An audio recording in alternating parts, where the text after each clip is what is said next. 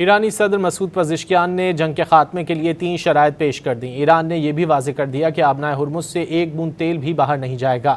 دنیا $200 فی بیرل کی توقع رکھے۔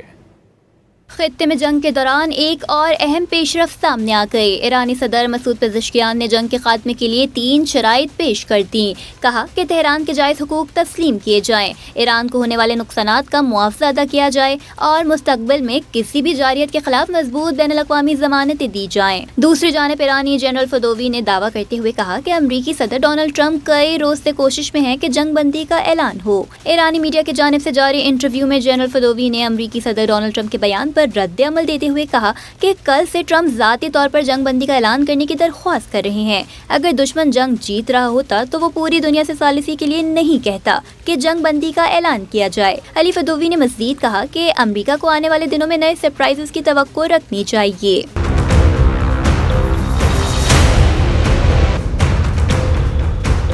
ایرانی مشترکہ فوجی کمان خاتم الانبیاء ہیڈ کوارٹرز کے ترجمان ابراہیم ذوالفقار کا کہنا ہے کہ ایران اب جوابی حملوں کی پالیسی ختم کر کے امریکہ اور اسرائیل کو سزا دینے کے لیے مسلسل حملوں کی پالیسی اختیار کرنے جا رہا ہے۔ ابراہیم ذوالفقار نے کہا کہ تیل کی قیمتوں کو مصنوعی طریقوں سے کم نہیں کیا جا سکے گا۔ آبنائے ہرمز سے ایک بوند تیل باہر نہیں جائے گا۔ $200 فی بیرل کی توقع رکھی جائے۔ اسرائیل، امریکہ اور اتحادیوں کے جہازوں کو ہدف بنائیں گے۔